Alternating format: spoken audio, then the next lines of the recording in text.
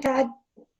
Hi, someone. Okay, welcome everybody to the inaugural book discussion of the online mentorship group. We have a very special guest joining us today. I'm totally stoked that you agreed to. It was actually your idea, Todd. I had emailed Todd a couple of questions and he said, well, why don't I just come and talk to your group? So thank you so much for generously agreeing to be here from your home in Connecticut, home studio in Connecticut. And yeah. We all are loving your book so much. I just think there's so many good things about it. The way you break down your process into the component concepts and kind of go through them one by one. I just think that's such a good, efficient way to learn and study this very complicated beast that we call painting. There's a lot of pieces. And I mean, you just say so many things that feel like they could have come right out of my own head. But you and I don't have the same kind of training.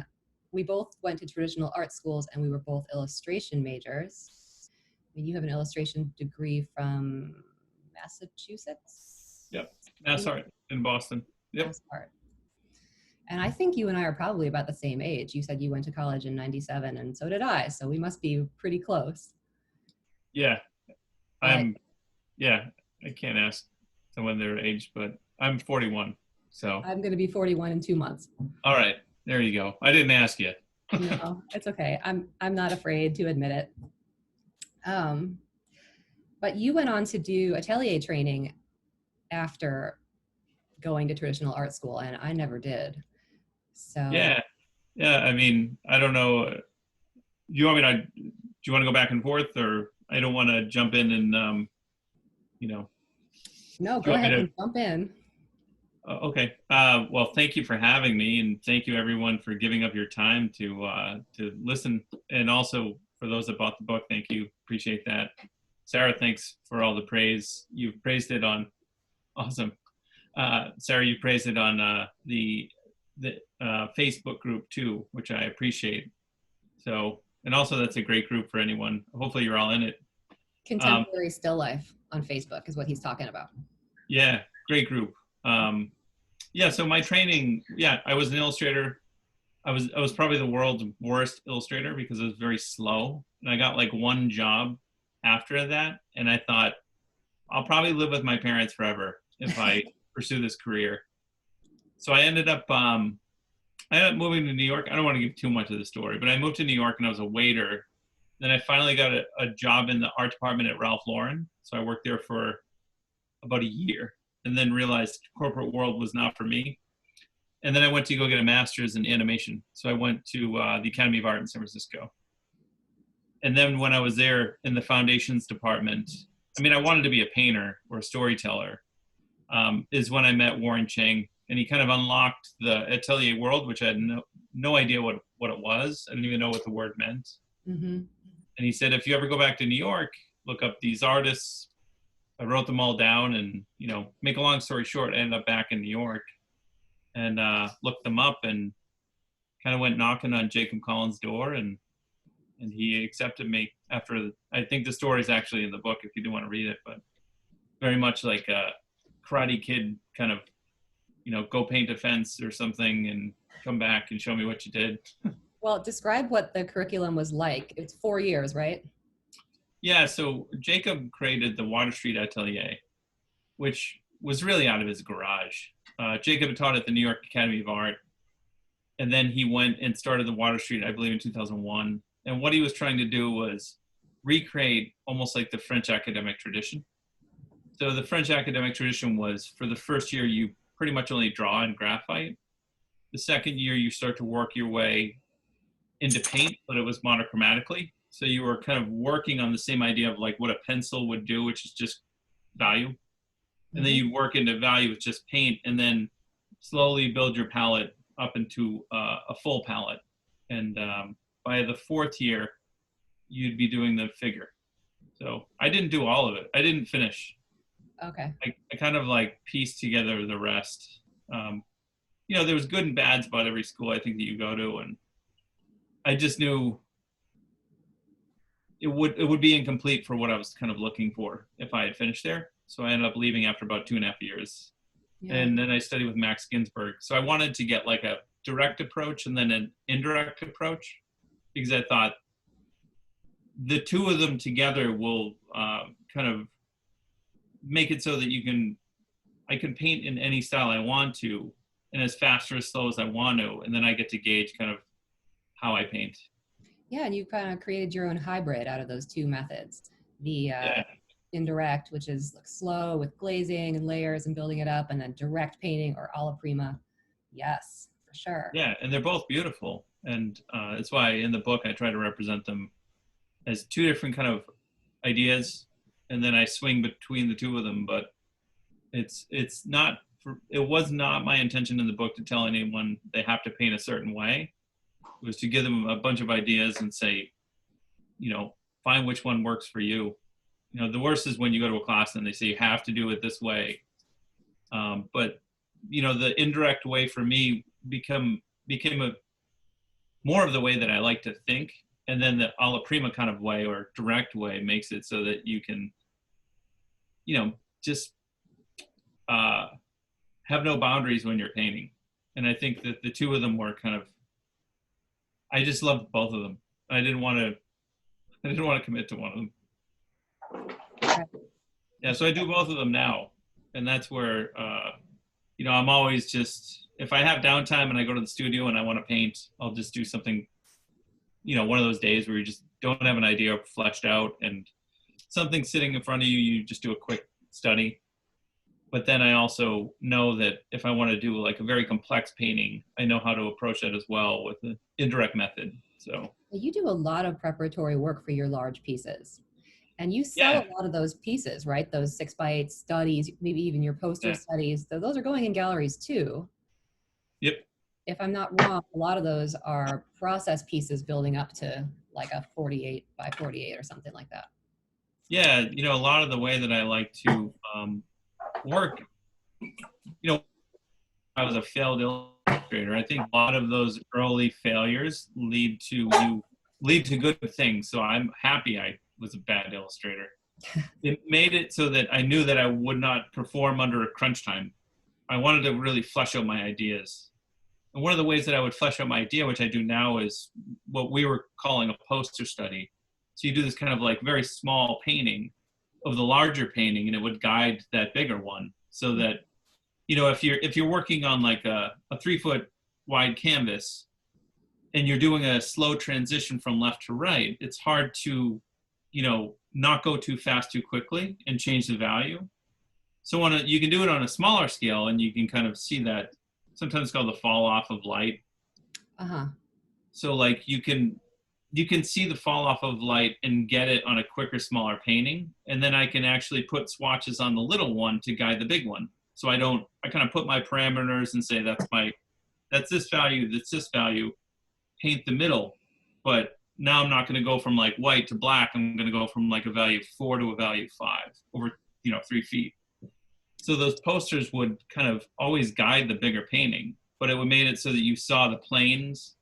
I think it's a lot of the way that kind of you're teaching too, is kind of like paint from large to small, and then work on your details after. Well, the little ones also, as a business decision, made it so that I could take those paintings. Like I brought them to my gallery and I said, hey, I have these small little paintings. And they were like, fantastic. Now we have this great price range all the way, starting from here all the way up to here. So if anybody came to the gallery and wanted to buy a painting and they really wanted one, they should be able to leave with something, a small one or a big one. I actually love the little ones more now. I don't know why. One of the really bad ideas that I inherited in art school was that to be worth anything, a painting had to be huge. That just stymied me for years after art school. And I was also a failed illustrator in that I never even really tried. But it was a pretty good program. So you did a lot of painting in black and white when you were in the atelier. Yeah, the first year was just drawing in black and white.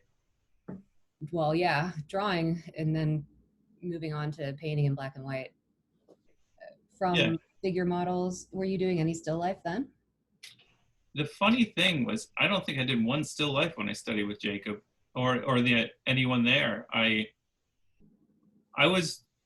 When when I was there, I mean, like we did painting from the antique or sculptures, and it was done in black and white. So you were trying to, the whole idea behind that school is that it's a form-based school. So you're trying to like get this, you're sculpting at the same time too. So you're trying to get this idea of form.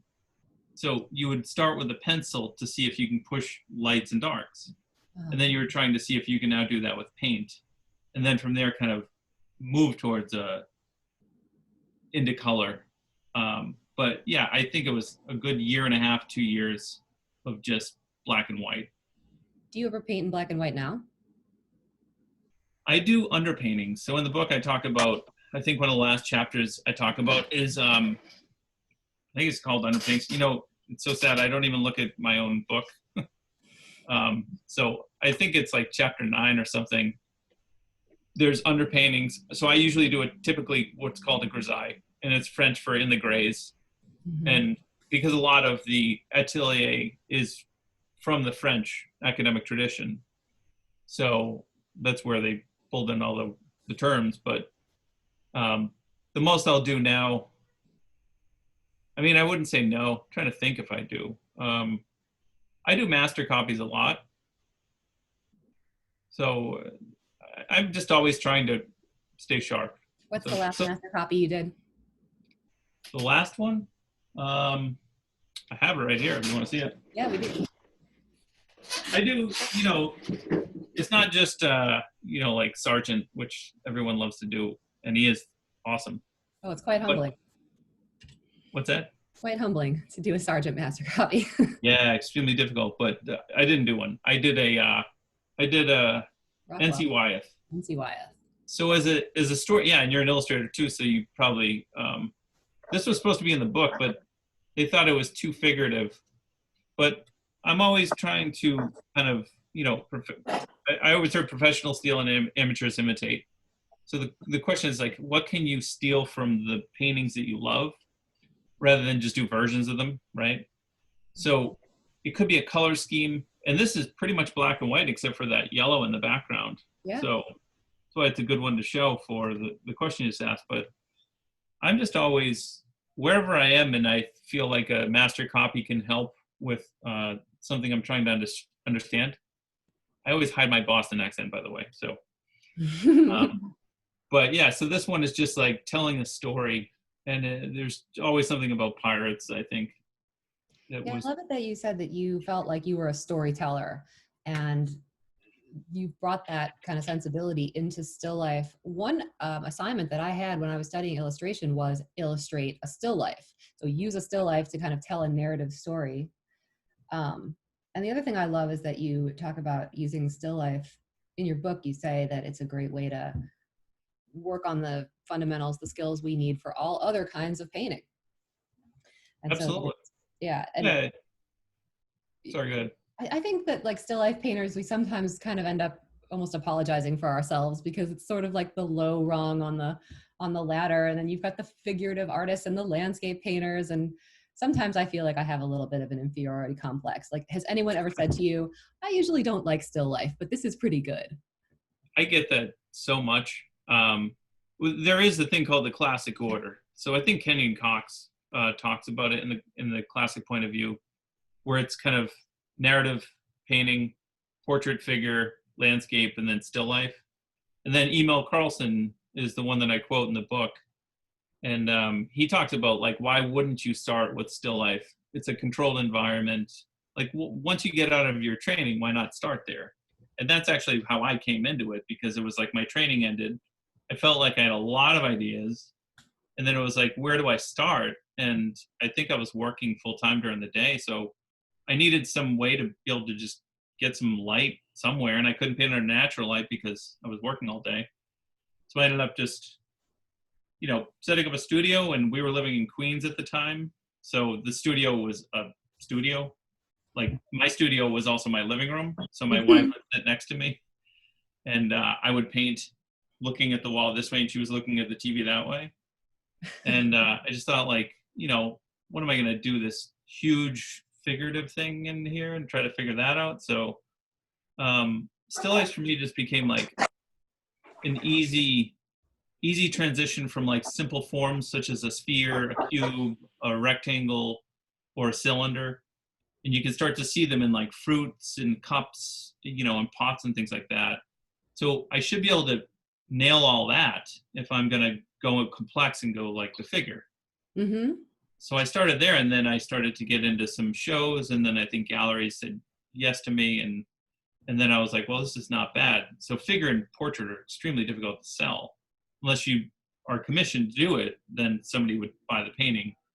I think you do a lot more, so you probably weigh on this much better than I could. But still lifes are just kind of, sometimes they're simple and poetic and beautiful, and then sometimes they tell stories. I think they can hit a bunch of things. So it's kind of like I was brought into still life because I just started to do it, but I still love it.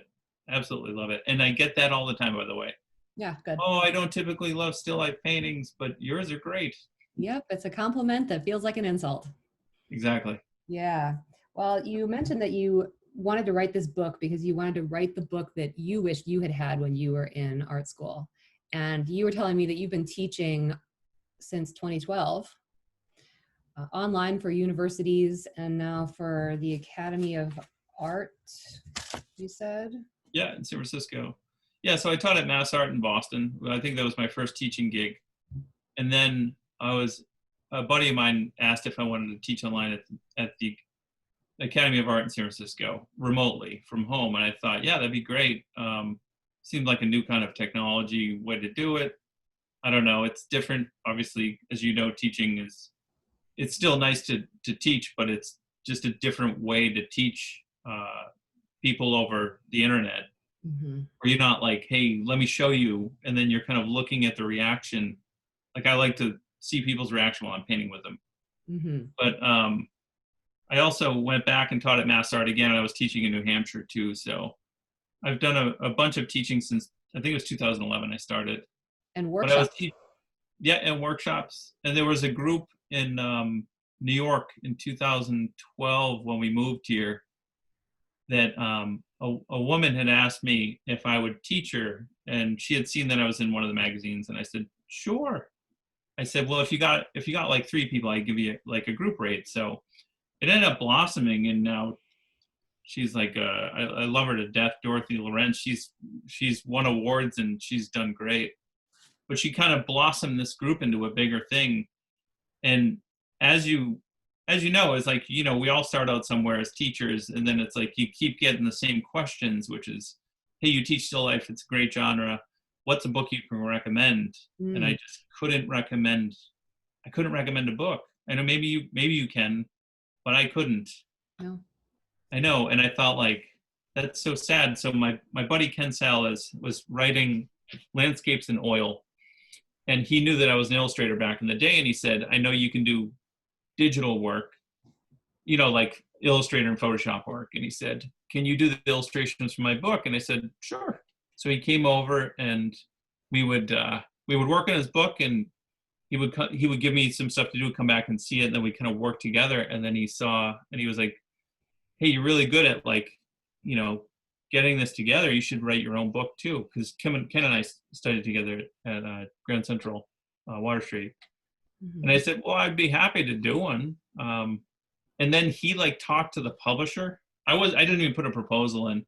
He talked to the publisher, and he said, hey man, Victoria's looking for a still life painting book, and somebody's just fell through. You should call her up right now. And then Ken is like super aggressive. So he's like, call her up right now. Right now. No, like right now. So I did, and I think it was like Thursday. I was driving to Mass Art, and I said like, yeah, I'll get you a proposal by Monday. And Victoria was like, why? You don't have to go that quick. And I knew in the back of my mind, if I was going to do it, my wife and I were trying for a baby. And I just knew that like in the back of my mind, there was like crunch time to get it. Yeah, So I got her the proposal, and then I waited like 4 months. And then my wife got pregnant, and then they said yes. And we had like a 3-month deadline to get it done. It was crazy. Yeah, and you were just got done saying that you realized you don't function well under crunch time in illustration. I think, yeah. For that though, because of all those years of teaching, they were prepping me, and I gave them credit for that too. I didn't know they were prepping me for the book that I was going to write, but they did, you know. So it was kind of like I just had to collect my thoughts and put it in an order that was going to make sense to the audience. So then I thought, like, how would the audience want to, like, if I were new to this and this truly were the book that I'm writing for me, how would I want it? And it was like, well, you have to talk about materials and setting up before you go into anything else. And then Sure. for me, it was like the idea has to serve the painting. Like you come to it with an idea of what you want to paint, the idea or vision, and then you put the technical side into it. Hmm. Hmm. So And rumor has it that you are writing another book right now. yes. So I just signed the contract about a week and a half ago. I think it was 2 Thursdays ago. So I'll be writing a book on color theory. Not really color theory. I think it's be called like a manual of color or something. It's whatever the publisher wants to call it. I was going to call it the principles of color, Hmm? but whatever. Well, congratulations. And you also were sharing with me that you're almost through your first print run of The Art of Still Life. Yeah, I think it's there's all different terminology, and I'm probably going to say it wrong. And if anybody knows anything about print, correct me if I'm wrong, but it's sold through, I think is what it's called, meaning that all the stores have bought all the copies, and I think they have no more in the warehouse. So some could be returned and things like that, but they're talking about the second printing now, which means that it's like they sold out of it, Uh-huh. but stores may still have it. Congratulations, man. That is totally awesome. Thank you. All right. So let's see. I wanted to ask you about workshops. I know you have canceled all your remaining workshops for this year, which is a bummer. But if we were to be in one of your workshops, what would the room look like? How do you structure it? It's always so hard, as you know. It's like every school that I go to, sometimes so organized. Sometimes, like setting up for still life is probably the hardest thing, I think, Yes, it is very because hard. you need shadow boxes or light on each person's easel. So not to poo-poo the Art Students League, but I teach there all the time, and they don't have a setup for still life. So I have to buy all these like cardboard and bring it every time. So I feel like I'm like lugging everything. Normally what happens is I try to take them through kind of almost like the 6 principles I think that I say in the book, which is just the idea of vision. So I talk about, I bring in a lot of examples of my work, talk about some anecdotal stories of just how I came to paint it. So idea or vision, I think after that, we talk about materials a lot, how to set up your station, then idea or vision, and then composition. Because it's like you have to have your idea and then you have to go find the props, or you can find the props and then get your idea, and then you compose it, and then you light it, and then you use color or drawing in color and form. So I try to kind of hit every one of those, but I also do individual critiques, which So are, students generally make one painting in your workshops. I barely even do a painting. I mean, I usually paint in front of students, but I try to gauge the crowd while I'm teaching them. I think some students love to see people paint, or, like the artist paint, and then some want to just tackle it because they're usually workshops are a little more expensive because you're getting a lot of attention. Yeah. But it's like, not everybody wants to watch you paint and pay you to just watch you paint. So I usually do like an hour demo. If it's like a 5-day, I'll, 5 hours. But there's so much talking. I mean, normally when I paint in my studio, I paint for 2 to 3 hours a day. I think about art all day. And I'm so good with my time now because I've gotten really good with it.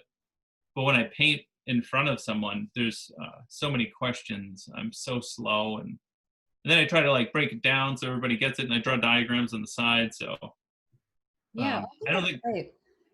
Teachers who force students to sit through hours and hours of demos every day that's tough. That's tough on people. So it's good that I you're. think some people like it and some people don't. And I hate to generalize, but I took a workshop with Anthony Ryder. And you know Anthony Ryder? Yeah. Figure. He's in the book too. He's such a nice guy. Him and his wife Celeste, who's like the most unknown, awesome painter in the world. I'll look So it up. I went and studied with them, and Tony basically paints for the first half of the session. You get two kind of 3.5 hour sessions with an hour lunch. He paints for the first half, but I was totally fine with it because someone like Tony, uh, I would pay to watch him do a whole painting, just Mm, like I would pay to have Max. It's just you're trying to gauge the crowd, and not everybody, wants to watch people paint. So I sometimes give people the opportunity to, I wouldn't be offended if you don't want to watch my demo if you want to go paint. So, and yeah. also listen to everybody else's critiques because you'll learn so much from each other. Yeah, critiquing is a big part of the benefit of an in-person workshop because, I mean, online, maybe students are getting one-on-one critiques, but it is so helpful to hear what people say about other people's work. I agree. And, learning how to do critiques was a huge thing that I got out of studying illustration because that's pretty much all it was, right? You bring your work in, you put it on the wall, and you just talk about it for 3 hours. Yeah, pretty much. Yeah. All Yeah. right. So let's move on to a little bit about the book. I totally love this book. I love all the stuff that you shared with us about your home studio. I think one of the big questions that art students and beginning early painters have is how do I set up a good space for myself? And you really shared the brass tacks, everything from how you're lighting it to what color the walls are, what your shadow box looks like. I really liked the piece, which I haven't really had it spelled out for me in this way, that you should be, however tall your still life is, you should be 3 times that height away from it with your eyes. Yeah. I'm curious, how does that apply when you're painting a model? Same way. It's our cone of vision. So, our peripheral, we have 55 to 60 degrees. So our vision's like a cone, right? And the sweet spot's in the middle. They actually say that if we had pure vision and could see clear all around, our heads would be like 3 times bigger. So to keep our head small, I guess we can only see like, small cones. But because of that, it makes it so that without distortion, you want to be able to sit in the right spot. And I found it fascinating of a concept because, let's say you go to a museum and you saw, does everyone know who Emmanuel Lutz is? He did Washington Crossing the Delaware. It's No. like the mammoth painting at the Met. Well, the first thing you do when you walk in the room is you stop because it's so humongous. So normally what happens is we're putting ourselves in the place where we can kind of take a lot of it in. And that's why like small paintings are intimate because they kind of force you to get in there with it.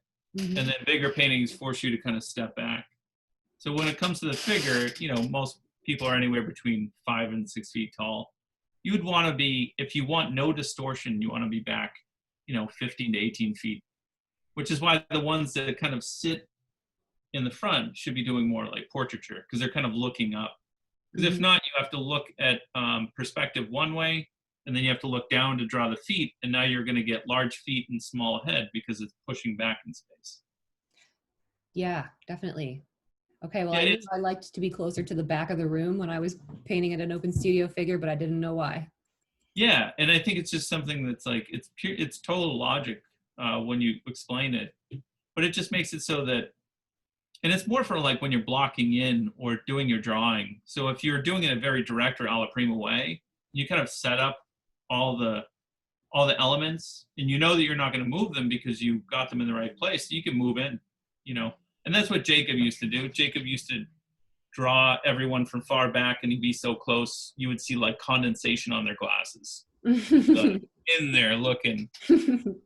So it's like, learning the pros and cons, and as Neil deGrasse Tyson would say, the brain failures, like what's going to get you, and trying to avoid things that are going to get in your way. Are you going to fix that eye because you're in a bad spot now and it was good before when you were, the correct distance back? Sometimes we go in the next day and we're like, I'm smarter than I was yesterday. Whoever drew this yesterday didn't know what they were doing. I got it. And then you destroy it. Right. Yeah, cool. Okay, So we talked a little bit earlier about your palette when we were Mhm. setting this up. And I was saying that I'm totally intimidated by the sheer number of tube colors. You've got 3 tubes for each hue at least. Yeah, I actually pulled out my backup palette. So What is that? Is that wood?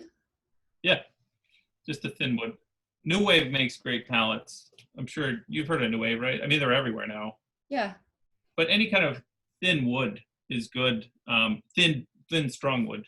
So hold that up Um, again. Let's see it. well, this is my backup. I think the one in the book may be slightly different.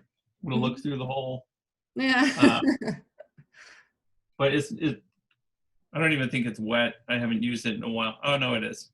I was doing tests on it the other day. I mean, normally the thing with a palette, there's vertical palettes. I think I saw on your video that you were doing like a vertical palette. Is that correct? No, Or an I will, easel? yeah, I have this traveling easel and the palette is in between me and the easel. So it's right in front of me, like it would be in my Oh, lap if you're I was flat sitting like down. this, right? Yep. Oh, Yep. cool. Yeah, that's how Max paints. So, someone like David Caston or Tony Ryder puts it clipped right next to it. So you're pretty much getting the same light on your palette that you're getting on the canvas, which it wouldn't be raking because, you don't want to paint in raking light because everything gets darker, right? So you want to paint in like good light, which would be, I don't know the exact number. I think Mark Carter on the Carter method talks about the exact perfect light. So I know a lot about the science side of it, but I'm not dorky about it. I'll But take your word for it.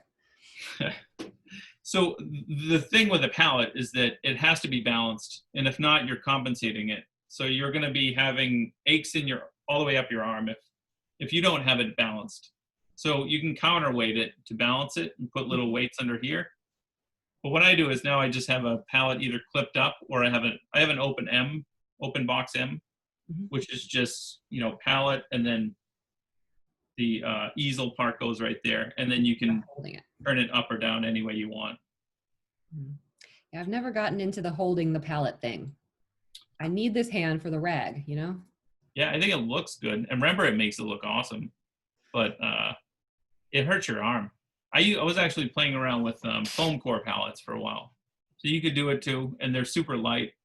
But the only thing is, a palette knife will eventually cut right through it. Yeah, and you and I both do a fair amount of pre-mixing. This is why I never looked into the parallel palette, because when I'm demoing, and I will put the palette up on my easel and I'll demo the mixing, but then inevitably a big old glob of paint falls on the floor. Because I like soft paint, that M. Graham walnut oil softness, Yeah. and that stuff doesn't stay on a parallel palette. So, speaking of So mixing, but yeah, for colors, I do exactly what you said. If you want me to talk about the palette just for a sec, it's yeah, really just a light. So, when we break color down, we think of Roy G. Biv, right? Has everybody heard Roy G. Biv? Red, orange, yellow, green, blue, violet. Um, I basically have a light, mid, and a dark version of every color on here. So that just means that if I want to paint anything, I pretty much have all those colors on the palette. So the violet is the least represented on here, but I have alizarin crimson, which is a blue. It's like a bluish red towards the blue. It's purple, right? And mhm. then I have manganese violet usually up here, and then I have my kind of violet blue. But I also have a high chroma.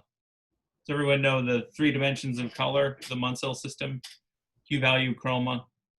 So hue is just the color. Roy G. Biv is red, orange, yellow, green, blue, violet.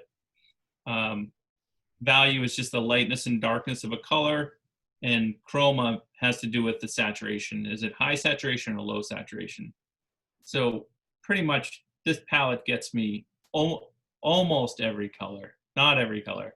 I will introduce even more colors if I had something that I knew I had to nail. Like I can't get what phthalo blue could get me or phthalo green with this palette, which Sarah, I know you know because everyone knows the phthalos and the quinacridones and the synthetics, but cadmiums and cobalts are really these high chroma colors, like the cat green pale and cad red, cad yellow, cad orange.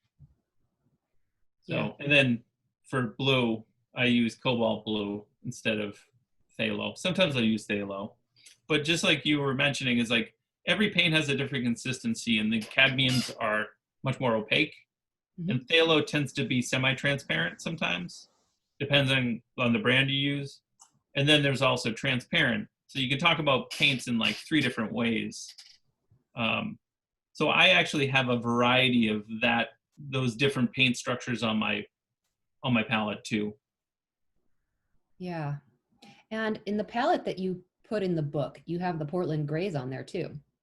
Yeah. So, there's the kind of Munsell way of painting, even though Munsell is more of like, it is considered a color system, but it's more of like, there's tinting, toning, and toning and shading too. And I don't want to like confuse people if they don't know all these terms, but they are in the book, and I'm going to put them in the new book. But tinting means that you're adding white to it. So Gamblin website has all this too. So they have every color, and they have the tint, tone, and the shade version of every color, which makes it a great resource of a website. Tinting means you're adding white to it. Toning means that you're adding gray to it, and shading means that you're adding black to the color. So the properties, you can see what the properties of every one of those colors, what's going to happen to them. So when you get into toning, you can actually, so if I had cadmium red and I wanted to suck the color out, like I had the right value, I can actually grab the same exact value and mix the two and Mhm. suck the color out of it. Without going to the complement. Exactly, yeah. And that's why like complementary mute mixing is like another way of thinking of how to neutralize your mixtures, but it's much more playful with the color.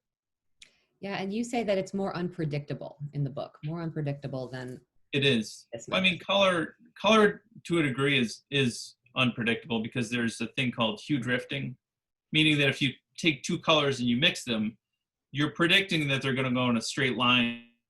Actually, so the hue value chroma, forget the guy's name, is good for that because he's the scientist guy doing all this crazy stuff, and I look at it and go like, that's crazy, and I'm probably considered crazy to somebody, but Okay, well, we don't think you're yeah. crazy.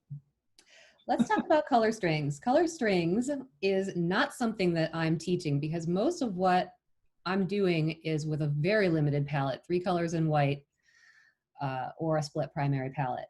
And that doesn't really translate very well, even though we do a lot of pre-mixing in my Mhm. workshops. We aren't approaching it quite the same way that you describe in the book. So could you talk a little bit about color strings and what that's all Yeah, about? yeah. So color strings are really just, actually I have a color wheel right here. So color strings are just this idea that like, sorry, there's glare on it. Beautiful. Basically, if you see a lemon and you want to get a light and dark version of it, you need to learn how to be able to go light and dark with it, right? If you don't have a light and dark version of yellow, then you're forced to sacrifice for value, right? So if I only had ivory black and that was my darkest color, and I had cad yellow and white, I would have to use white to go lighter, right? And then to go darker, I'd have to go ivory. But what would happen is ivory black is not yellow. It's actually a dark, dark, dark purple blue. So what's going to happen is as I mix my colors, they're going to drift through the wheel. They're going to shift over. So they're going to shift over this way or whichever way it is. I'm looking at it's reversed in my camera. It's going to turn So green, in other words. what's that? It's going to turn green, in other words, if you put the ivory black in it. Right. It's actually gonna merge in between where purple is and that color is pretty much in the middle on the wheel. It's almost like the complementary mute thing that we're talking about, right? Mm-hmm. But if you had a dark version of yellow, which is raw umber, and then you had a light version of yellow, which sometimes you could use like Naples yellow or radiant yellow by Gamblin, and then you had cad lemon, you'd actually have a very yellow string. Now, you'd think of it differently because now you're thinking about what's in the environment that's going to change the color of that lemon. So then is it on a blue cloth? Well, I'm going to have to tip the hue towards blue as I render into the shadow. right? So if you don't have that and you have a more limited palette, then you're, as you know, like with the Zorn palette, you could never paint a lemon, right? I mean, you could, but it would come out very muddy. Hmm. So it's like every palette is going to have its limitations. So I have a wide chromatic palette that hits almost every color. And if I need to really reel it in, then I'll go and get that color. But as a still life painter, we paint a lot of fruits and lemons and limes and stuff like that. I don't know why, but I've become like the lemons painter. 3 people asked me to put lemons paintings in shows, probably because it's on the cover of the book. Yeah. But Pigeonhole if you don't, yourself. yeah. So if you can think of color in any way, and all these will work for you too. You could tip your hues towards the warm or the cool if you decide to, or if that's the only paints that you have, or not. So that's how I think about color mixing Hmm. and color strings. So I don't particularly do a lot of pre-mixing. I used to, and now I just kind of freestyle. Now it's like I know I have those almost set up on my palette already, and I know that I'm going to grab raw embers right next to, raw embers right here, yellow ochre and cad yellow, and then cad lemon, and then Naples yellow, and then white. So it's already set up for me.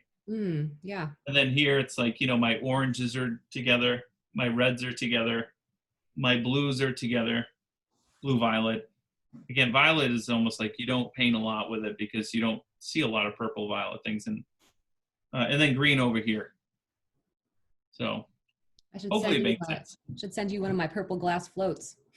And you can paint something purple. It's fun. Well, flowers are great because flowers are, that's when you get into the quinacridones and the, I think is it rose red? Like, I'm missing part of the name, but all the like high chroma magentas and things like that are just fantastic. I love painting flowers because of that too. You're basically taking and you're painting diffuse transmission, or I forget the name of it. Basically, light kind of going in through, when you see the cartilage of an ear in sunlight, and it's just like, it's red. Yeah. That's what you're painting when you're painting flowers. Light transmitting through it, but the light particles kind of bounce around and don't exit. So it actually ends up more like a light. And, that's actually what Sargent would do too when he was painting ears, or the ready areas like the nose. Mm-hmm. Anywhere where like there's no bone and it's just cartilage, so light would transmit through it. Gives you the ability to really play with color. Yeah, I love that. Orange slices. That's where I do it. Orange, yeah. Orange, perfect, or grapes. Talk to me about white.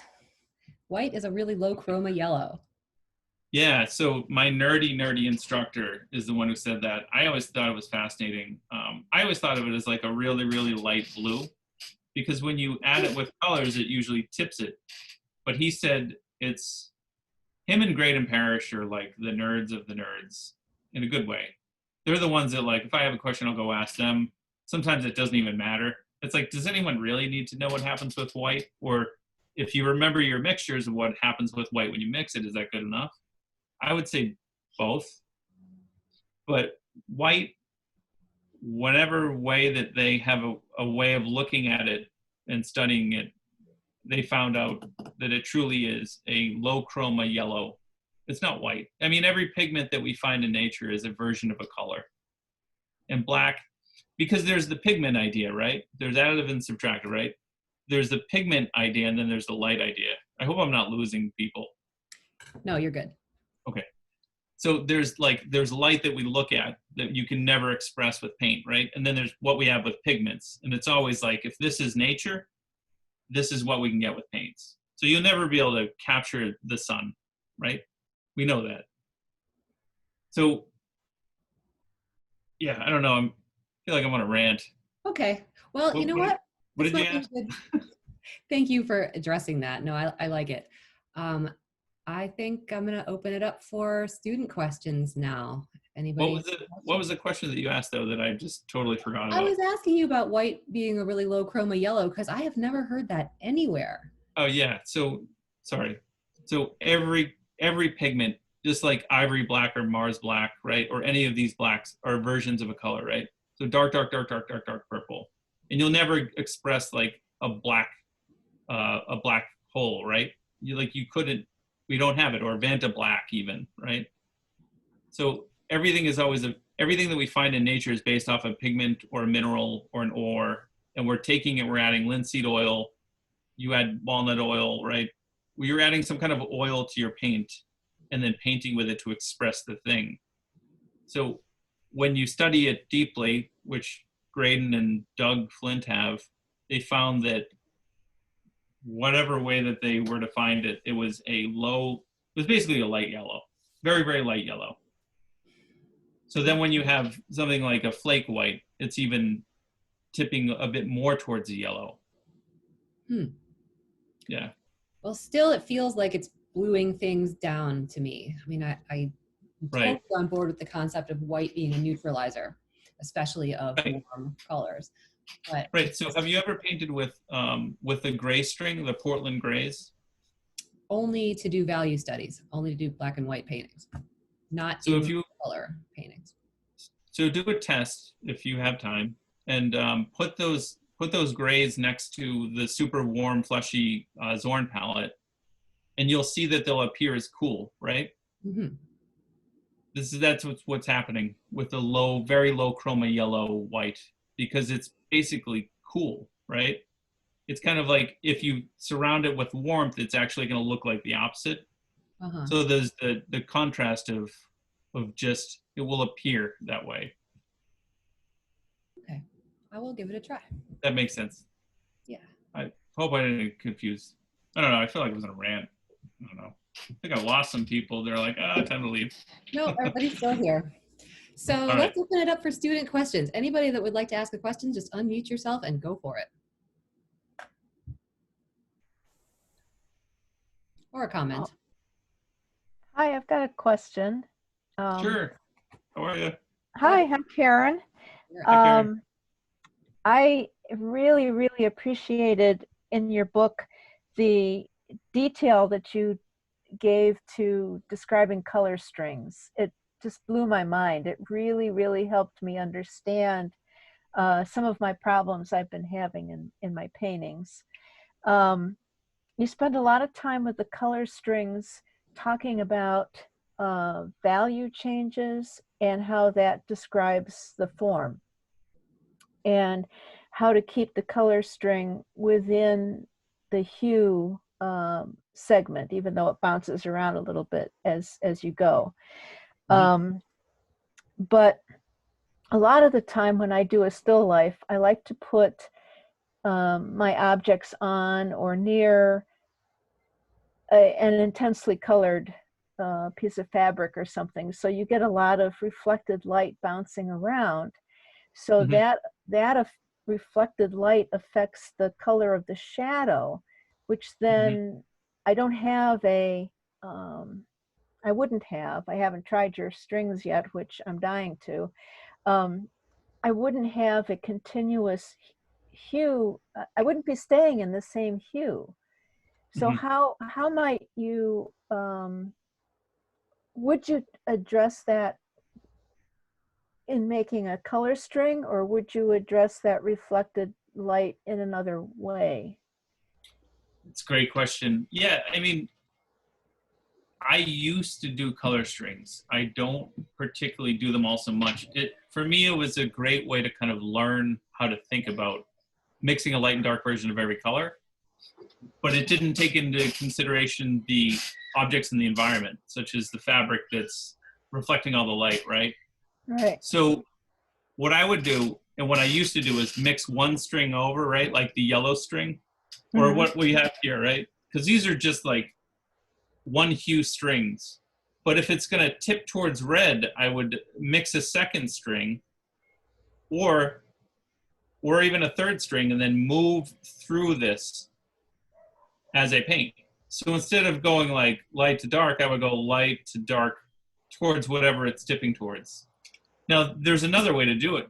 If you're alla prima painting, you could say like, let me nail the value, and then I can start to tip in the right color, right? And make it tip towards red. So I think it may look a little weird on your palette when you're mixing yellow and then putting like let's say you're painting a lemon and then you putting a little bit of red into it. It would dip towards like orange, right? Yeah. But in the context of the painting is when it looks right or wrong. So with that in mind, one of the things that's good and bad about a string is that a string is one idea. But if you observe something else happening, like a hue shift up or down, you have to account for it. Which is why I was like, well, I'm back to kind of square one, right? Like I'm back to like working with my palette again. So the string got me so far, or I'm just gonna look like I'm painting like Homer Simpson or something, right? Some fake thing. Cartoon thing? Yeah, and I think that's sometimes why it's like there's so much, everything in your studio is reflecting light right now, unless it's black, and then no, black is absorbing all the light, and the light is reflecting everything, right? And everything in the middle of that. So whatever shirt you're wearing that day, if you're sitting close to your setup, you know, you're reflecting. Do you need to put it all in? I don't think so. But again, color is something that's, you express how much of it you see or not. Yeah, the things.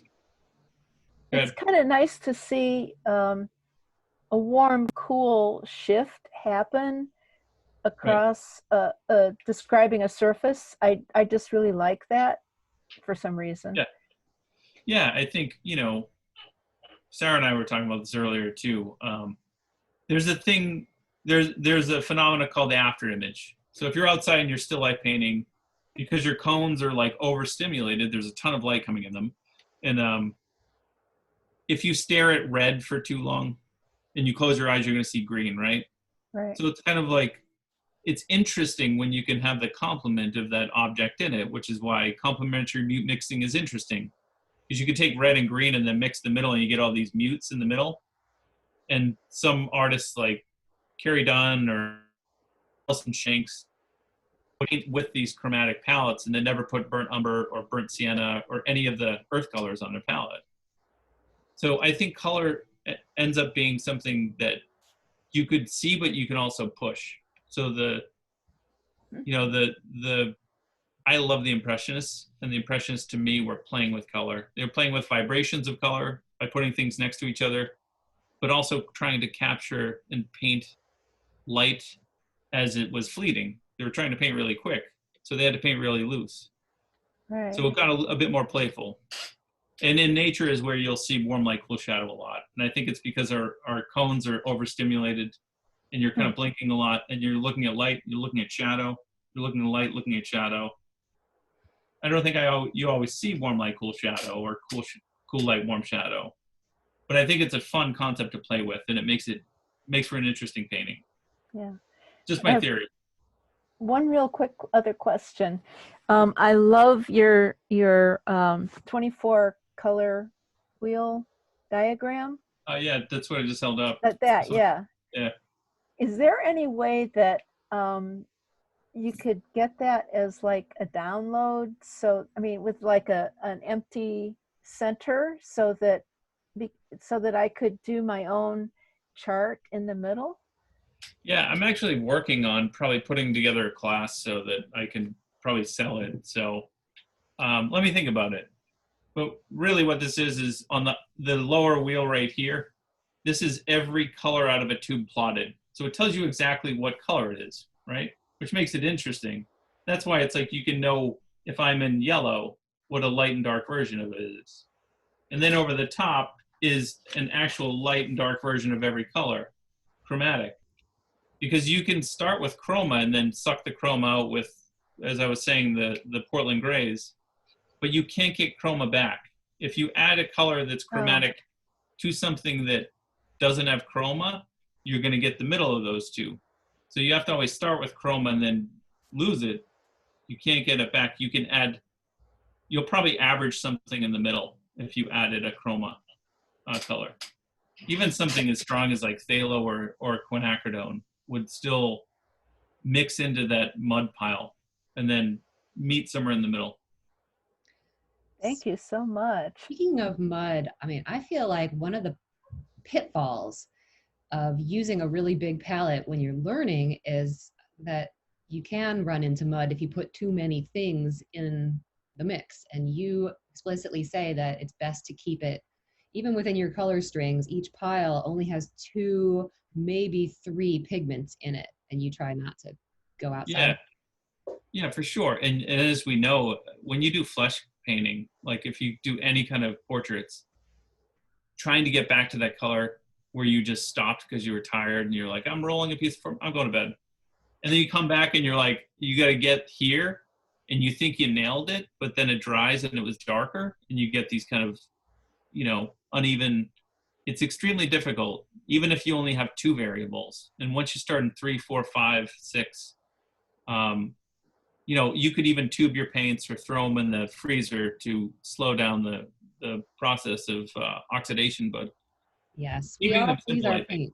We're big freezers in this group. Oh, that's awesome. Okay, who's got another question? I've got a question. Go for it. So it's a little weird. It's actually a question for you too, Sarah. I've been thinking a lot lately about still life and landscape, and I like to work in both. And I'm wondering if people who really like to do still lifes are introverts more than extroverts. So if you could answer that for yourselves. And maybe there's no connection at all, but I was just curious about that. Good, Sarah. You start. I don't know. I kind of think that many artists are introverts in general, but possibly landscape painters would be the ones who might be most likely to be extroverts, because I'm not really sure. I mean, they have to leave the house. So, but still, you're alone often. But landscape painters do like to hang out in groups and paint together. I think probably we've got more of an occurrence of introverts per capita amongst artists in general. And I certainly identify that way. Yeah, I would agree wholeheartedly with what you said. I think artists in general are pretty much introverts. But I think they found that those categories you could be an introvert, extrovert, and an extrovert, introvert, and all these variations in the middle too. So my wife, I thought I was an introvert, but my wife's like, what are you talking about? You love to socialize. And I said, really? She's like, yeah. So I think I love to hunker down in my studio and get work done and close the door and then focus, but also like to talk to people. So I love landscape painting. I think landscape painters and still life painters, you should do both, because with still life painting, you're pushing things back in space usually by going dark and light comes forward. But in landscape painting, it's the flip. Usually high contrast is in the foreground, and then things get bluer as they go back in space and lighter. So they're kind of like, they end up being tools in which, different ways of thinking about how to add depth in a painting, and they both succeed. I mean, it's really a magical performance what we're doing. We're painting on a canvas and having somebody kind of stand in front of it and go, hey, look, that looks just like the thing I saw upstairs. And you're like, gotcha. Yes. And it's the same because you're doing a magic trick the other way where you're pushing it back with atmospheric perspective. So they're fantastic, and I think that they complement each other. Mm-hmm. If I want to be humbled, I'll always just go out and do a landscape painting, which I did. I have a couple here, and they're terrible. Yeah. But I used to do them in San Francisco, and I think the terrain also has to do it, because the San Francisco ones are much better. Thank you. Yeah. Try to see if I can find them. I got a bunch of studies just sitting around of painting crabs, because my neighbor goes clamming. So he came home with a blue crab, and he was like, dude, you want to paint a crab? And I said, sure. Yeah, I've been so jealous of all the cool things that you've been getting from your neighbor. That's beautiful. Yeah, this is Ware Farm. Julian Eldon Ware. The farm is right around the corner. It's not the greatest. What's that? What is that painted on? This is just a piece of linen sheet that I got. So if it's terrible, I can throw it in the fire. Like wood or something is tough, because if it stinks, or aluminum dye bond, which is what everybody says you should paint on now, because it's it doesn't expand and contract, and they're correct. Yeah. But the problem with it is, what if it stinks? I can't throw it in the fire. This one I could just throw it away. But if I do like it, I could just mount it to a panel or aluminum die bond. So. Yes. Well, I have a question. This has to do with page 82 in your book on the thumbnails. I've done the thumbnails when I'm actually looking at a setup, but you talk about doing thumbnails not based on the setups, but ideas of how things might be arranged. So it sounds like you're doing thumbnails out of your imagination. Can you kind of clarify what you're thinking about or what you're looking for in that? That concept just totally blew my mind. I thought people can do that. Yeah. So, because I was an illustrator and an animator, hello, by the way. I'm sorry, I didn't get your name. I'm Joanne. Hi, Joanne. So because I was an illustrator and an animator, there's kind of like a divide in the art world, and it's not like a bad thing. It's kind of like, if you look at comic artists, they draw it completely out of their head, right? Their anatomy and structure and understanding of things, they can draw without anything sitting in front of them, right? Jim Lee or Todd McFarlane, fantastic. Then there's the optical way of working, right? That's kind of the optical and the conceptual. The optical is like, the thing's in front of me and I can paint it, but if it wasn't there, I wouldn't be able to paint it, right? And it's like, I think coming at it, like what I try to offer in the book is always like kind of two big major ways of thinking of things, and say like, you find the middle of those two. Everyone's temperament is different. So one way to do it that I studied also at the Illustration Academy with Chris Payne, and he would do this thing where he'd be like, we're going to do teapot, tea kettle, and we're going to do 60 thumbnails in 5 minutes, go. And you're just like, what? And he's like, just fly around it like you're in like a, in a drone. So you start to think like, sometimes what happens is we're stuck, or we can't think outside of the box because everything is in front of us, right? And can we solve the problem on paper, almost like writing things down instead of like recording them, or, in that same sense of like, can you work out the problems yourself and think of things, because you may go down a different path this way with the way that we think about them, if the thing is not sitting in front of you and you're stuck in this kind of, you're stuck looking at it, and our optics are so strong in terms of like what we see is just like, that's it. I see the painting. But sometimes you can get creative without all that information and go this way and say, oh, I didn't think about adding, if I was doing a painting of lemonade, right? And I said like lemon, mint, maybe a little bit of mint, some sugar, nice glass, a jug, a spoon, and then all that stuff is sitting in front of me, and I thought like something's missing. Well, if you do that exercise, you may be able to throw something else into it. Maybe it's like Mike's Hard Lemonade or something. I don't know what it is. It could just be something that like you bring to the table, that you're not dominated by what you see in front of you, and you can work through ideas wherever you are. So that was kind of like when I would work at Ralph Lauren too, we would do that a lot. Kind of like I would work into a concept and then think of everything, every word that came to my head, and then start to research those words. Because if I just went to Google search, I would be stuck like nautical, and then the same kind of nautical things. It's almost like going to the library and going to find a book, and you find the book right next to the one, and you're like, I wouldn't have found that if I just searched for that thing. So it gives you the ability to kind of work around some of these good or bad, habits that we have. So we're not so dominated always by what's in front of us. The search isn't always, I think, for me, ended when I'm trying to put together a story. It's kind of like I have the idea, and that's why I never do a painting right away. No, I wouldn't say never.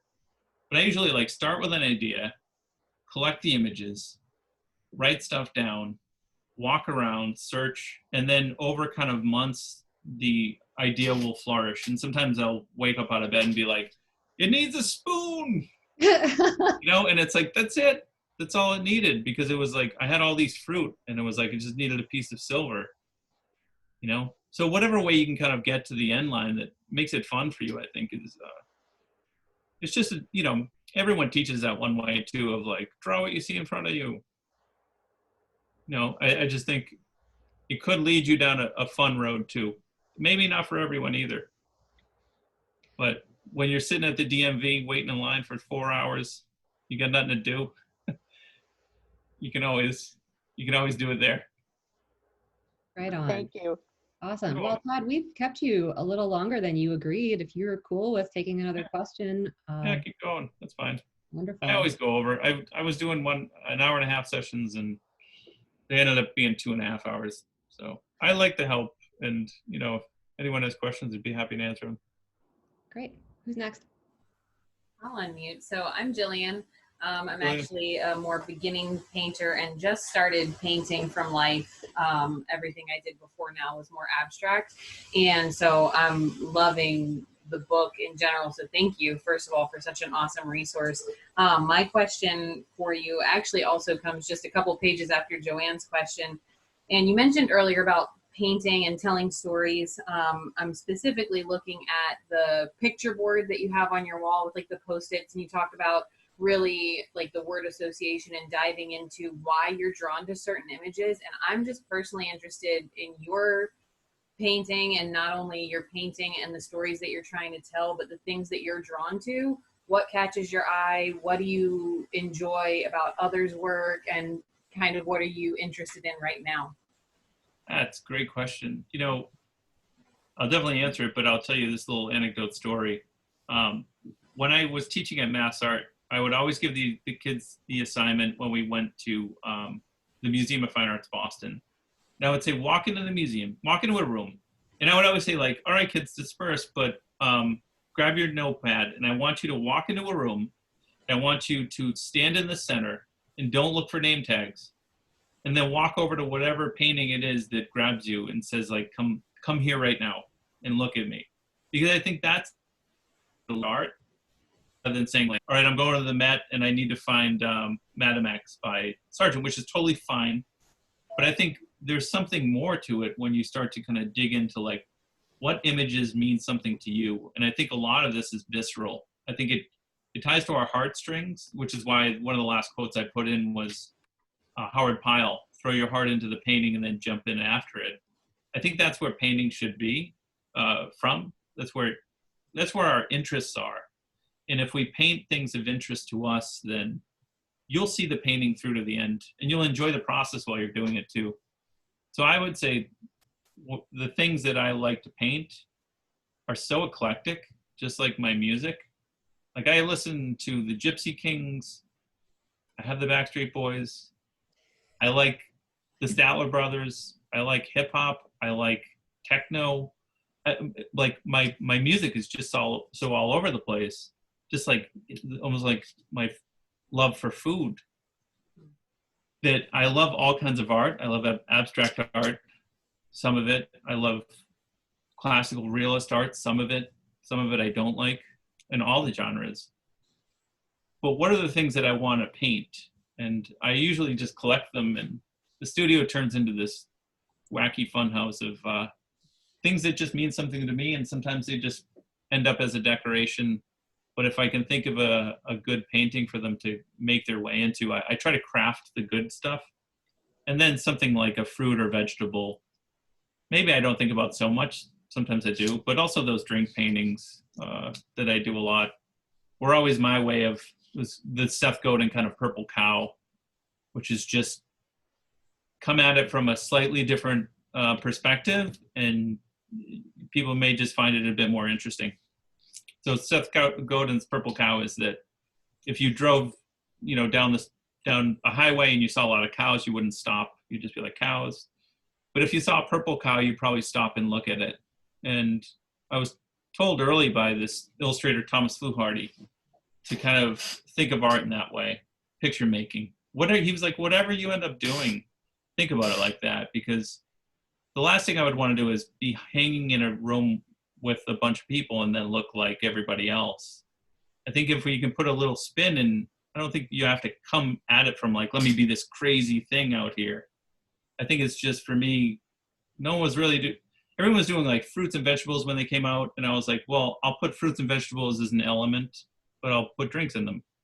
And then there was a narrative that kind of emerged from there. So I also like to drink. Not in a bad way. Yeah, well, my big thing that I'm trying to push out into the world is that it's good luck to eat your still life. Yeah. If you Yeah, paint- everyone asks about the drinks too. Am I going to drink them at the end? I'm like, nah, I paint too slow. You wouldn't want to drink the syrup, whatever is left. No. But also paint Wow. something that you find interesting, you know? Like Travis Schlott had one of the funniest quotes, and it was like, paint the things you want to paint because they'll probably end up on your wall. Like, I thought it was awesome, you know? So if you did that, it's like what would you hang on your wall at the end of it if it didn't sell? Would you be proud of it? And is it interesting to you? I think it's hilarious.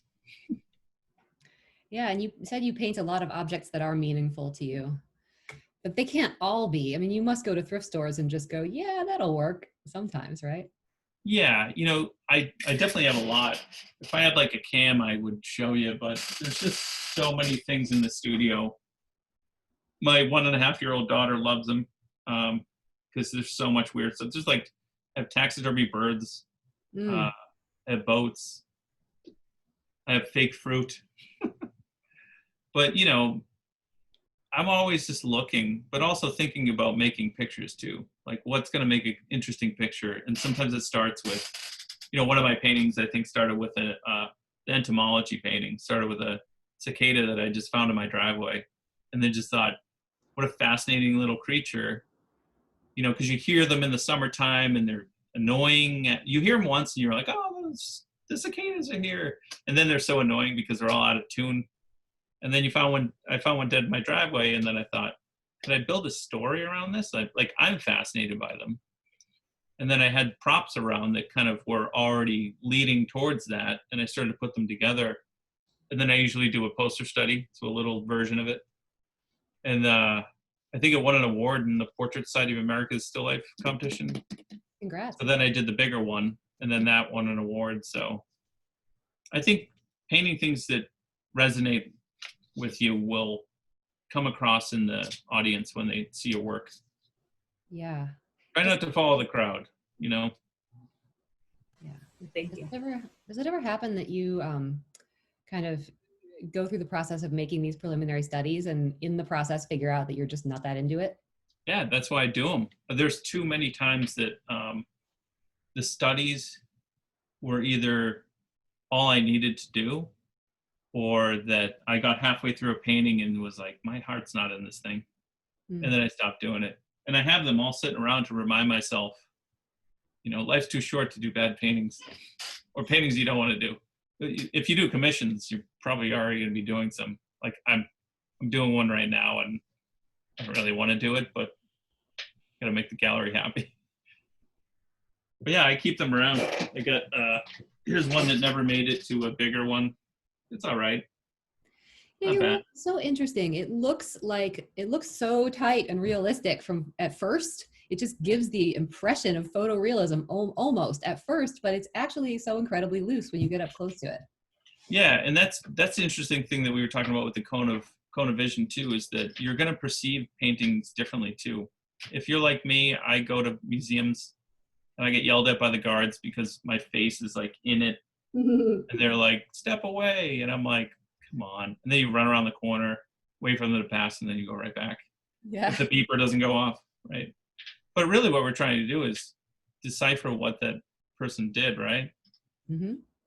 Kind of gain a little insight into their perspective of how they build paintings. So Definitely. I think it's great. There's the variety. If everyone painted the same way, I think it would be boring. I think the variety of everybody doing things differently gives us the ability to kind of like study each other and be like, that's interesting. I don't know if I would have done that, or maybe I'll try that. Like now I want to try walnut oil because you love it, right? Yeah. I gotta try it. And Hollis Dunlap uses it too, and I love his paintings too. I also So use a lot of that solvent-free gel that Gamblin makes. I tried it. You know, I had this. Now I'm gonna look like a kooky scientist here, but I have had it sit around all day. It was like I do tests sometimes, and it was like a sheet, and it was like every medium where I tried in a color. That's what happens when you clean your studio. You can't find anything. No. Oh, there it is. So I basically took, and there's walnut oil in there too, and it's Portland gray, I think, in all these different mediums, just to see what happens when they're subjected to ultraviolet light, and then also, you know, if they dry matte or glossy, then also what they do. And I have the solvent-free gel right here. Yep. Yeah, so if you want to take notes like I do, I mean, I wrote everything down. One of my teachers, Cammie Davis, amazing painter, used to make fun of me all the time. She was like, write that down, Todd. And I was like, don't worry, I already did. But the great thing is when it came time to write a book, I kind of had my notes to reflect back on. So that's fantastic. Yeah. Okay, does anybody else have a question? I have a question. It's Sarah. And sorry, my dog just started barking. All good. Hey, Sarah. I have only ever done alla prima painting, and there have been a few instances where I've gone back to paintings that I've already dried because I've not been happy with them or whatever, and it has been a very frustrating experience for me. And I've kind of just resorted to the fact that maybe I'm just an alla prima painter, but I would love to hear a little bit more about what that indirect process is like. And I don't think I got to that in the book. I mean, I got most of the way through, but I would just love to hear like how that layering process works and any advice on getting back into a painting when it's dry. Sure. Yeah, I mean, very difficult. Alla prima is almost like, to me, the highest of the high. It's the hardest thing to do. So indirect painting is to basically do a drawing first, and you get it accurate, and then you transfer it over to a canvas. You can, sometimes what I'll do is I'll scan it into my computer, and then I'll print it out whatever size I need to. And if it's oversized, I'll go to Kinko's, right? If you can find a Kinko's anymore, or it's hard to do. Sometimes I'll just tile it, right? If it's like, it's 18 by 24. So I have my drawing, and then I can transfer it over, and now I don't have to think about drawing. Then from there, I'll do an underpainting, which is sometimes called a grisaille or an embauche. Embauche means first pass, but really what you're doing is you're setting up the next step. So after that would be the application of thicker paints. It's a slower process, but you're kind of taking each concept, and I almost think about it like, take that hat off, and now it's like, let's think about drawing. Okay, take that off, right? Now let's think about color, right? The colorist comes in, just think about color, right? That's what the first pass is, just get everything kind of in the right place for color, and then the next pass is gonna be like, nail it, right? The alla prima way of doing it is like, you're doing all of those steps all at one time, right? Which is why it's frustrating, but it's super rewarding if you do a good painting, right? When I paint models or portraits, I usually do them alla prima. We used to do 3 to 5 hour portraits and just leave it at the end of the day and then be like, it is what it is. It's extremely difficult to do it that way because you're painting also sometimes what's called wet into wet. So if you're waiting a day or two for it to dry, the paint's going to adhere over something that's not wet. When you put a piece of paint over a piece of paint, they're merging those two together. So you'll never actually, depending on how thick you paint, you almost never get exactly what you're putting on the top because it will sometimes merge with the bottom, and then your high chroma just got killed a little bit, right? And it will kind of take that color down. You can also add mediums as well, which is what alla primas tend to do. So there's also the concept of fat over lean. So starting with a lower content of oil at the beginning of your painting. So I usually use turpentine for my underpainting, my embauche first pass. And then I start to introduce medium, which is already built into the paint. It's oil and and pigment, right? If you go over on top of that, you may want to introduce another medium, something that's really a good fat body medium, like Stand Oil. So you need it to adhere over the top, and you don't want the bottom layer to dry before the top layer. No, I'm sorry. You want the bottom layer to dry first, and then the top layer to dry second. And if you do it in reverse, it's kind of like when you put crackle paint, patina paint on like your lamps from like Home Depot. You could do it, but you don't want that, right? So you don't want your paints to crack. So doing it like fat over lean is always the correct way to think about it. You can also oil out. Oiling out should be done correctly. I don't use any alkyds when I do it. Alkyds will definitely yellow over time. So the problem with the medium is that no matter what oil that you use, it's going to yellow, right? When you actually see it, the oil in the vial, it's already yellow. Safflower oil, I think, is the lightest of the yellows, but it changes the structure of the paint. And I probably am going too far off the rails here with all this stuff. But it just gets more complicated if you're trying to do alla prima and then nail it, to me. Where the other one's kind of like I can break it down into each little pieces and then tackle each one. That help? Thanks, Todd. Yeah, my issue with trying to do a painting in stages is that I would just tend to repaint the whole thing anyway. So I should have just started another painting and then I could have two. It's very frustrating to me because I'm like, I'm just going to go in and fix this one area, and then I end up repainting the whole area, and then I have to repaint the whole rest of the painting basically also because, I don't know, it's a slippery slope for me working back into dry paintings. Sure, and I think that's why I say you got to find your temperament. So if you're an alla prima painter and it fits your temperament. So I'll give you this crazy story for just a second. When I went to Jacob and he said, he basically said, go do a cast drawing, right? And I went to the GCA and they were like, I walked in that first day and I thought like, all right, I'll be back and you can show it, right? Everyone was taking 3 months to do one drawing. And this was like 5 nights a week for 3 hours. And I thought, what the heck are they doing? Like, because I was, at that point, I could whip a drawing out in like a day, but it wasn't as accurate as they were getting. So there's all different ways of like kind of thinking. So we slow way down, way down, right? But when I alla prima paint, I paint fast and quick. And I think somewhere in the middle is where I've become with my paintings now, where I know how to go fast and know how to go slow when I need to. And I think that's it would be an important thing I'd say to try to find. Don't give up. Try the indirect once or twice. And then at the end of the day, say, which one is getting me the better painting?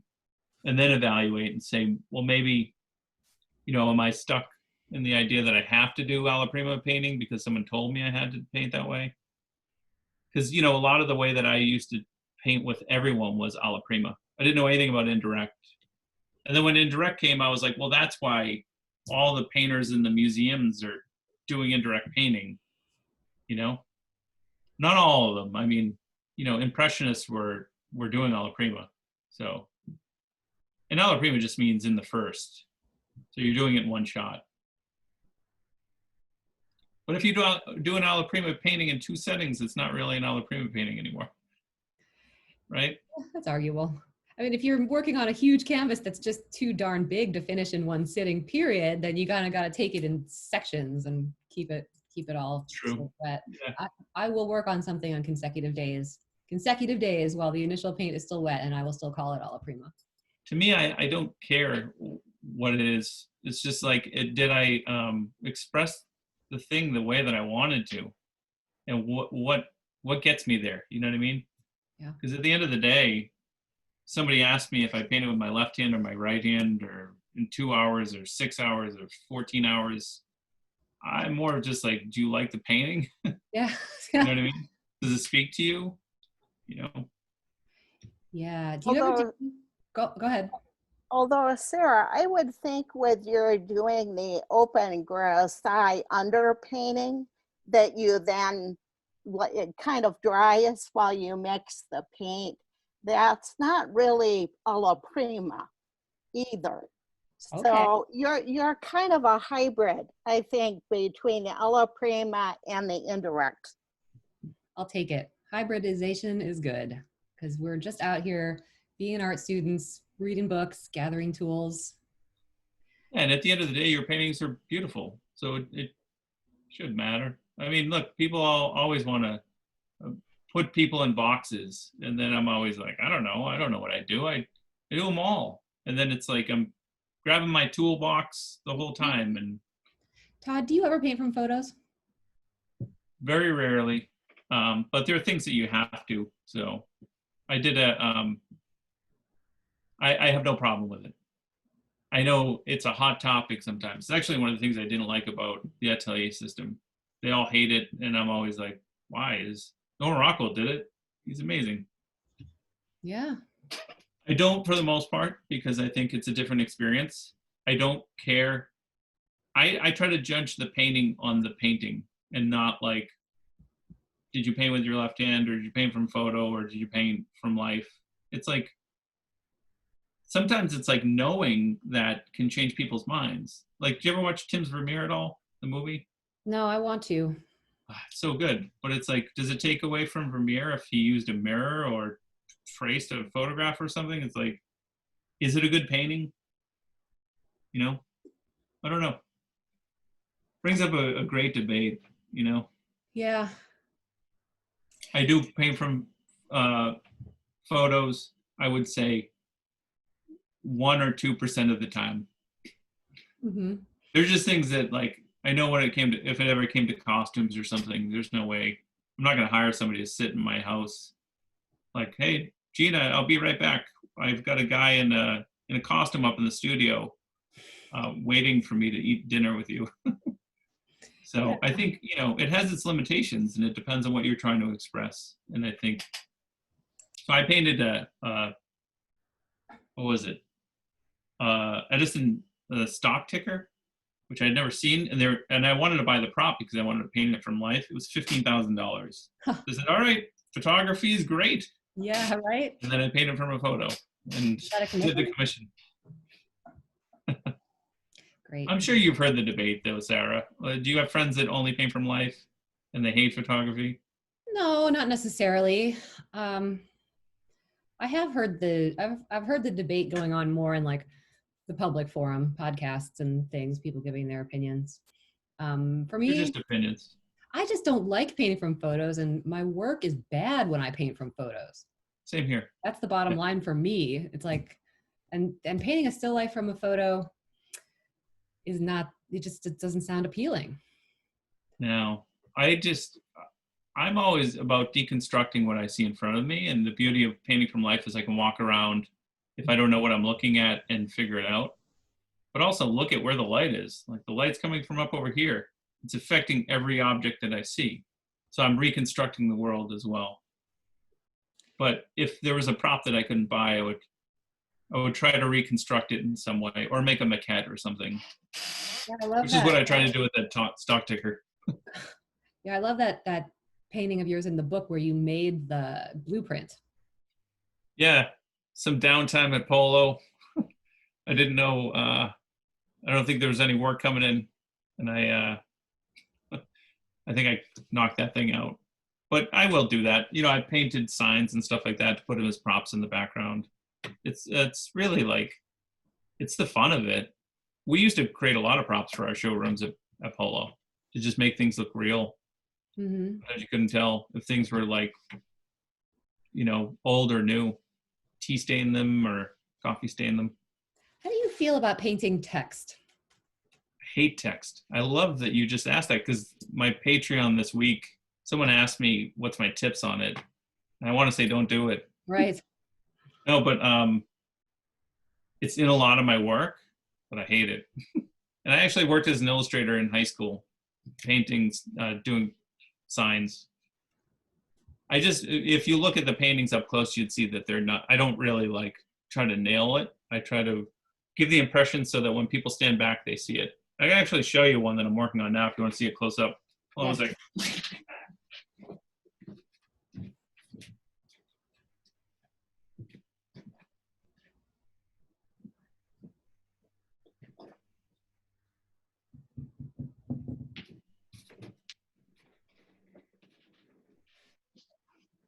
Here's one. Oh, I've been seeing you putting these time lapses on Instagram, and this is for Patreon? Yeah. Well, this isn't for Patreon. This is a commission that somebody wants. They're very similar to another one I had done.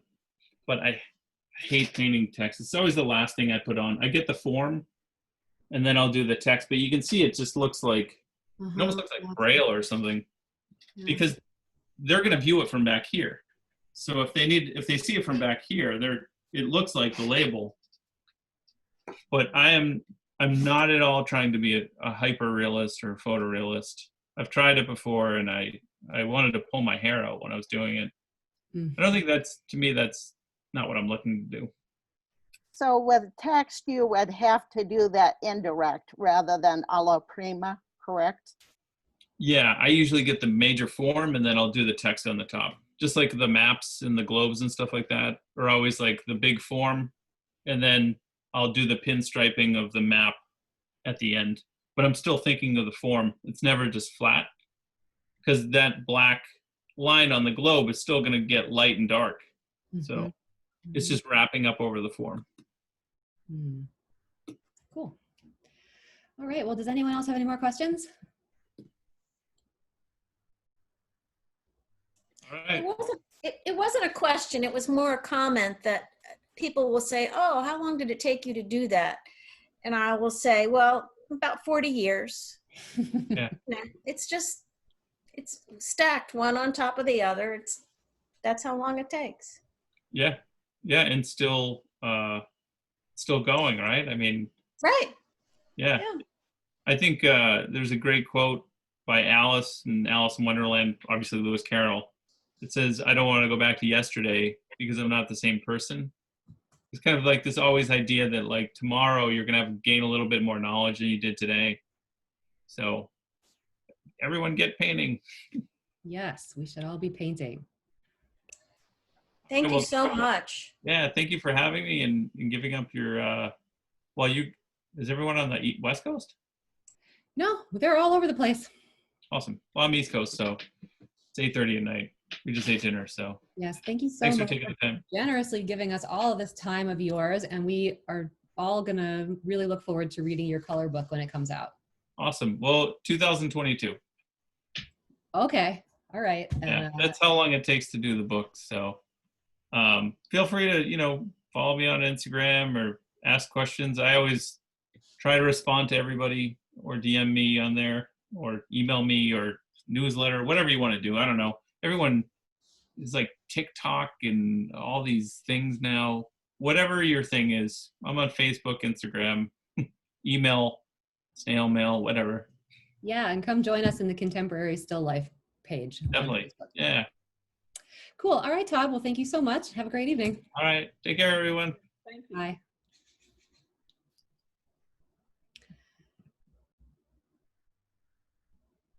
Okay.